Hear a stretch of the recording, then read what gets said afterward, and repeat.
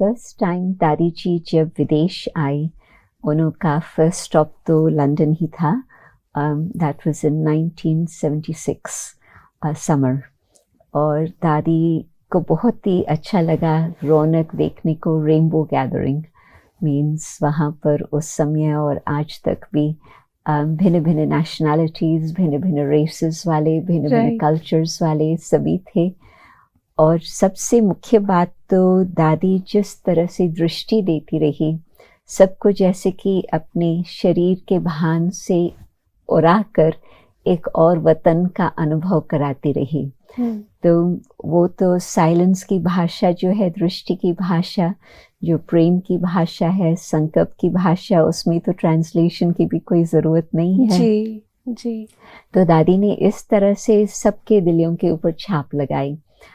और फिर जैसे ही दादी सबके साथ मुलाकात करती रही, मैंने देखा दादी की ये एक कला है, constant positivity, constant elevated thoughts and good wishes. तो चाहे कोई किसी भी बैकग्राउंड का हो, दादी रंग भेद, जाति भेद, धर्म भेद, इन सब से पार दादी आत्मा को देखती थी. जी. और आत्मा को कुछ ऐसे दादी के मुख से महावाक्य निकलते थे जो उस आत्मा को प्रेरणा देने वाले होते थे और वो उनको उड़ा लेती थी. जी. और जैसे कुछ भी उनके पास क्वेश्चंस होते थे तो कभी कभी दादी खुद भी उसका उत्तर दे देती थी. कभी कभी दादी कहती थी ठीक है, मैं बाबा से पूछ के बताएंगे. तो ये जो दादी की नम्रता थी, नहीं तो दादी भी बहुत विजडम वाली थी. दादी खुद भी कुछ अपने विचार से कुछ बता देती थी. परंतु कई बार दादी की इतनी नम्रता, जो दादी कहती थी अच्छा ठीक है, मैं बाबा से पूछ के बताएंगी. तो दादी का ये जो नम्रता के साथ साथ जो भगवान ने उनको ये वरदान दिया हुआ था ट्रांस का, उसमें फिर दादी जो जिस तरह से लोगों को फिर उसका संदेश बताती थी, बाबा का संदेश है ये तो सब में भावना थी ही, परंतु दादी जिस ढंग से मीठे प्यार से उनको सुनाती थी उसका भी बहुत अच्छा इम्पैक्ट होता था. तो जो बाबा ने कहा वो सत्य है, सबके मन में वो भावना रहती थी. तो दादी का विदेश के लिए एक तो खुद की ट्रैवलिंग, जिसमें दादी अकेला उस समय आई थी भारत से. दादी इंग्लिश नहीं जानती थी, परंतु भारत से अकेला ट्रैवलिंग करके लंदन तक पहुंची. और फिर उसके बाद साउथ अमेरिका, गयाना में गई. वहाँ पर छोटा सा सेंटर उस समय स्थापन किया हुआ था, परंतु बहुत ही अच्छा परिवार निकला था जो निमित्त बने बहुत ही अनेक सेवाओं के लिए. तो उन्हों के दिलों को भी दादी ने जीत लिया. तो दादी के जाने के बाद वो परिवार सारा ही, मैं समझती, एक तो मास के बाद विशेष मधुबन आए. और मधुबन की यात्रा से तो उनको ब्राह्मण की स्टैंप लग गई. ये मैं बता रही हूँ, जो व्यक्ति उस समय कैबिनेट मिनिस्टर था गयाना की गवर्नमेंट में, और फिर बाद में वो वाइस प्रेसिडेंट रहा कंट्री का, और फिर बाद में वो हाई कमिश्नर रहा गयाना के प्रति दिल्ली में. तो ये जो सारा परिवार था वो सारा ही सारा ज्ञान में चल पड़ा. और उसमें से अभी एक बहन तो न्यूयॉर्क में रहती है, उनकी भी एक बेटी, और बहुत सेवाएं कर रही है. तो वो भी कहेंगे कि दादी गुलजार ने मेरे दिल को बाबा के साथ जोड़ लिया शुरू से ही. और फिर मतलब सारे परिवार की कोई विशेष बातें हैं. तो दादी ऐसे निमित्त बनी जो उस परिवार को बाबा के साथ सारे कलप के लिए उनको बाबा का संबंध जुट गया. यही उनकी खूबी थी, मैं जानती हूँ कि जो भी उनसे मिलता था वो अपनेपन का बहुत भाव देते थे. जी. ऐसा कोई दीदी अनुभव आपको याद हो दादी के साथ जो आज भी आप सोचते हैं तो ताज़ा हो जाता है? जी. जब हम लोग ट्रैवलिंग कर रहे थे कई देशों में, तो दादी की जो एडजस्टमेंट पावर थी वो तो कमाल की थी. एक फोटो किसी ने अभी भी मेरे को भेजा, तो वो दादी का चेहरा है जब हम बोट में जा रहे थे. टर्की में हम थे, तो टर्की में एक माता थी जिन्होंने कहा कि मेरे घर पे, वो आइलैंड पर घर था, तो मेरे घर पे दादी सत्संग करे, क्लास कराए, हमारे फ्रेंड्स सब इकट्ठे होंगे। तो वो विशेष माता थी, तो उसका बोट भी अपना था, तो हम लोग उस बोट में गए। तो क्योंकि मेनलैंड से आइलैंड पर जाना था, तो शॉर्ट जर्नी थी, शायद 20 मिनट की, परंतु 5 मिनट के बाद 10 मिनट का तेज तूफान आया और हम सब थोड़ा सोचते थे कि दादी पता नहीं तबीयत कैसे रहेंगी। दादी की उम्र भी तब तक तो बड़ी ही थी। और फिर उस समय दादी का चेहरा, वो फोटोग्राफ में ही उसने हमें भेजा है, बिल्कुल शांत मूर्त। और फिर बाद में हम पहुंचे, फिर सबको थोड़ा ख्याल था कि दादी को शायद थोड़ा रेस्ट होगा, परंतु दादी कहे नहीं, मैं तो ठीक हूँ। तो ये जो इंटरनल स्टेबिलिटी है, उससे जो दादी प्रकृति को भी बिल्कुल, अपने शरीर को भी शांत कर देती थी और डिटैच होकर के सब चीज़ें देखती रही, ये एक विशेष यादगार है सबके दिलों में कि दादी बिल्कुल अचल अडोल स्थिति वाली आत्मा थी। और ये तो मैं बता रही हूँ 2009 की बात। तो उसके बाद भी दादी का कितना त्याग, कितना तपस्या चला है। तो और ही दादी, अभी हम कहते हैं कि दादी संपन्न स्टेज को प्राप्त किया। तो मैं समझती हूँ कि संपन्न स्थिति कुछ वर्षों तक दादी की हम देखते रहे। दादी बिल्कुल साक्षी होकर के देख भी रही है और जहाँ कुछ कहना है दादी बता भी रही है, परंतु बाकी समय दादी का कुछ और चिंतन नहीं चल रहा। आखिरी के साल भी अगर दादी के देखते हैं तो आपने जैसे वर्ड यूज किया प्रकृति जीत, उन्होंने पूरे अपनी बॉडी का जो कंट्रोल था वो भी अपने हाथ में रखा हुआ था। जी। तो वो जो आखिरी सालों में आपकी मुलाकात अगर दादी से हुई तो वो कैसी थी, आपने क्या अनुभव किया उस बीच में? जो दादी 3 वर्ष मुंबई में रही, उसमें मैं पहले 2 वर्षों में तो मैं 2 बारी तो जाती ही रही मुंबई में दादी से मुलाकात के लिए, और फिर लास्ट वर्ष में मैं 1 बार गई। तो ये 5 बारी की मुलाकात उस समय मुंबई में रही। और हर समय दादी बहुत प्यार से मुस्कुरा के देखती थी, पहचानती भी थी। नीलू बहन उसकी असिस्टेंट पूछती थी, दादी मालूम है ये कौन है? तो दादी मुस्कुरा के ऐसे ऐसे करती थी। तो दादी को पूरा होश था, ऐसे नहीं कि पता नहीं क्या हो रहा है, नहीं, पूरा ही होश था। फिर मैं दादी को जो कुछ चीज़ें लाई होंगी, कभी कुछ कार्ड था, कभी कुछ याद प्यार के कुछ छोटे से गिफ्ट थे, तो दादी को दिखाते थे, तो दादी मुस्कुरा के ऐसे करती थी। दादी तब तक तो आवाज में आना कम पसंद करती थी जी।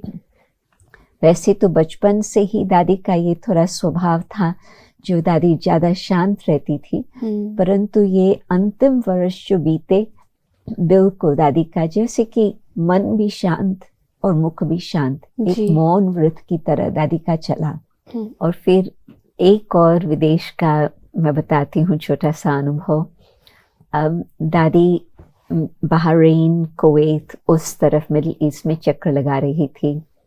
तो लेबनान के प्राइम मिनिस्टर के एक फ्रेंड थी जिन्होंने दादी के साथ मुलाकात की थी यहाँ पर आबू में। तो उन्होंने उसका परिचय दिया। तो प्राइम मिनिस्टर को इतना इंटरेस्ट था दादी के साथ मुलाकात का, जो कहे कि कैसे भी करके हम डेट्स एडजस्ट करके दादी को यहाँ बुलाएं। दादी का प्रोग्राम्स 2 स्थानों पर पहले से ही फिक्स और आगे भी फिक्स, और प्राइम मिनिस्टर का भी टाइम टेबल बहुत टाइट था। उसी दिन उसको जाना था कहीं और देश में।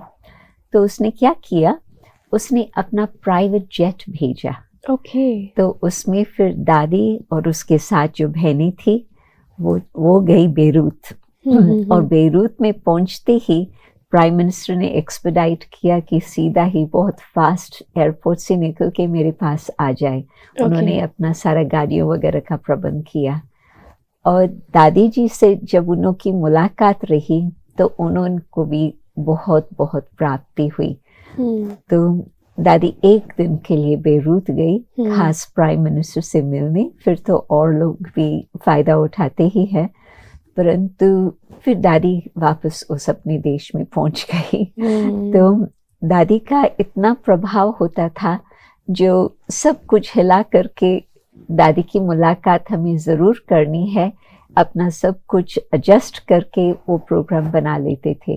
क्योंकि जिन्होंने अनुभव किया था उन्हों को तो दिल में बहुत उसका भावना थी, तो वो औरों को भी वो भावना बिठाते थे।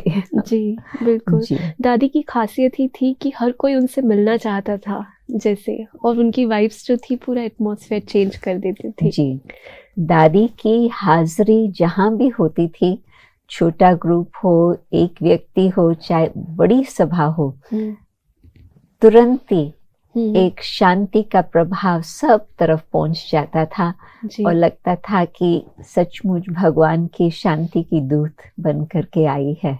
जी। तो ये प्रैक्टिकल हमने देखा। जैसे अगर फॉरेनर्स की बात करें तो जब फॉरेनर्स यहाँ आते हैं तो उनकी बहुत ज़्यादा भावनाएं हैं कि दादी से मिलना है, बाप दादा मिलन करना है।